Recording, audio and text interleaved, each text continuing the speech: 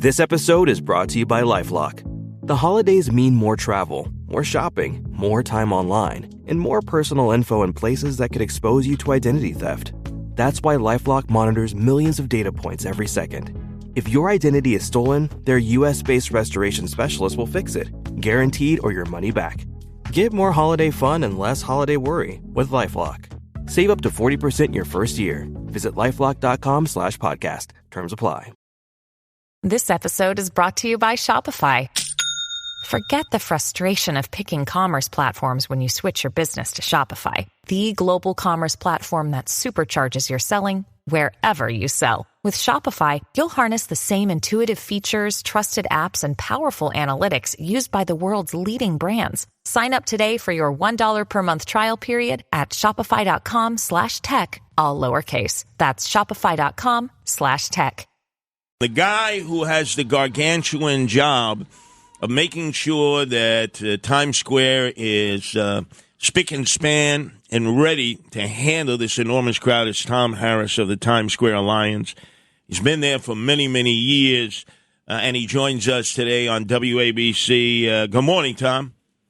Good morning, Curtis. Good morning, John. Thanks for being in Times Square with the Guardian Angels. I know you have a long history dating back to, I think, 1988 when you took control of Restaurant Row. So thanks for all you have done throughout the years for Times Square and to help keep the city safe. Well, thank you. Thank you, Tom. And I noticed that now there is this midnight moment that is the rage in social networking. So people have every reason in the world to come to Times Square to watch the ball drop. But this thing seems to have crested even more. Could you explain it to our audience?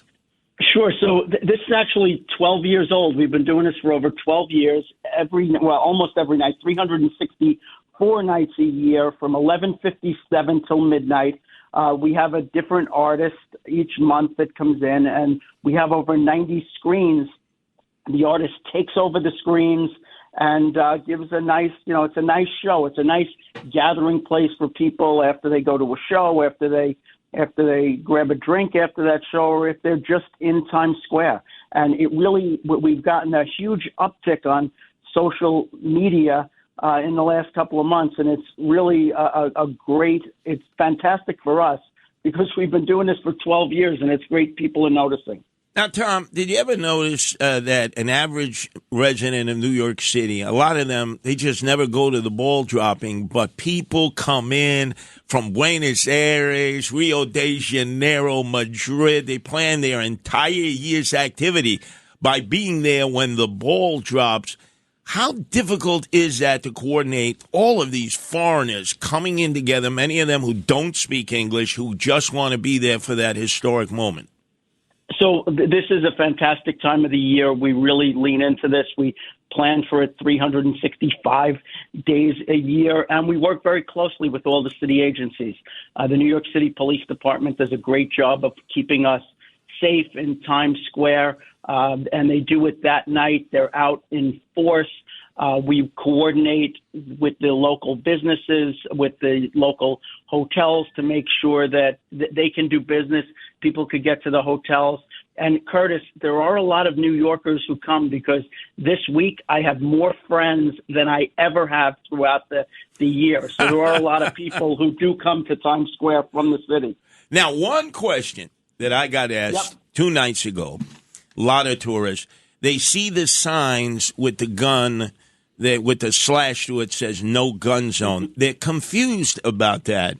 Is there a reason? Well, I got a carry permit, and I don't think I'm allowed to be in Times Square, so I can't go there. Yeah, it's very confusing, Tom. Can you explain that? Because I found it difficult to explain.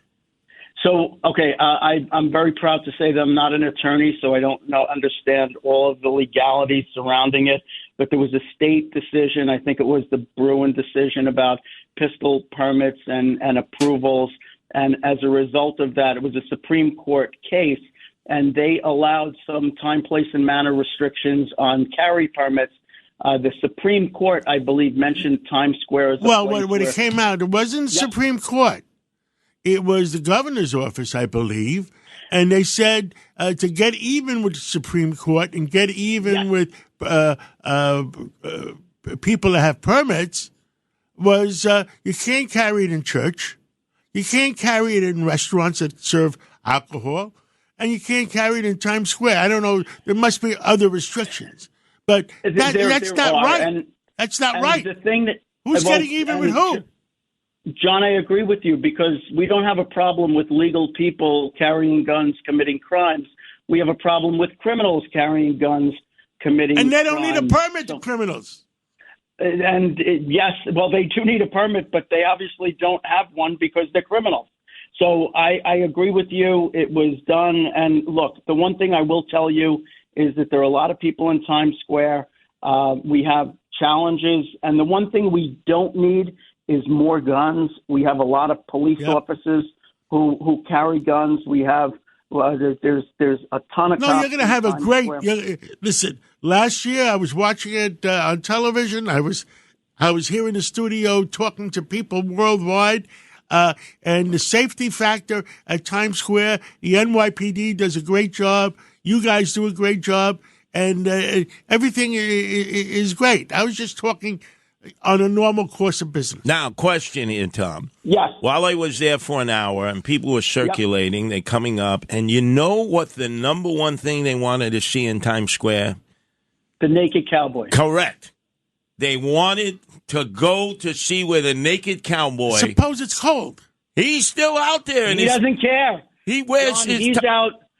The naked cowboy and I were here through COVID every day. He's here on New Year's Eve. He's here every day. He's a treasure for Times Square. I can tell you that. He is. I mean, can you imagine? I'm standing there for an hour. I'm figuring people, maybe want us directions to go here. No, they're saying to me, and some of them had to have it translated. Naked cowboy. They would take their cell phone and show me a picture, and I would say, well, he's generally up in that area, in that frozen zone there. You're going to find him there. You can't miss him with the cowboy hat. He wears just BVDs. That's it, Fruit of the Loom, and cowboy boots, and he plays his guitar, and he sings. And he's engaging and entertaining, and he has become a fixture throughout the world when they come. Yep. John Curtis, and he will never ask you for $1. People just throw money at him. Yeah, and the women throw themselves at him too. They glom on him, Tom. Like, let the guy go. He's got to entertain. Hey, Tom, how many people are you expecting this year? There'll be hundreds of thousands of people in Times Square. 1 billion watch worldwide. We have a great show for them. Mark Amber is going to perform, Megan Maroney, Sophie Ellis-Bextor, TLC, Carrie Underwood, Rita Ora, the Jonas Brothers, Mickey Guyton, De La Ghetto, Greasy, and there's a dance group called Agnew. So we have a jam-packed performance in Times Square on New Year's Eve. Well, thank you. That's Tom Harris of the Times Square Alliance. Nobody knows about the Times Square area better than Tom. He lives it. He walks it. He knows every square inch and everything going on. And I want to thank you also on behalf of the Guardian Angels, because it never mattered who was mayor, who was police commissioner. You always said, okay, guys and gals, you patrol that area. The cops got this area. Let's just make sure we have a safe Times Square. Thank you, Tom. Thank you. Thank you both. And thank you both for having live radio throughout this week. I love tuning in to WABC to hear relevant radio. Merry Christmas and a happy and great New Year. And 2025 is going to be the greatest year ever.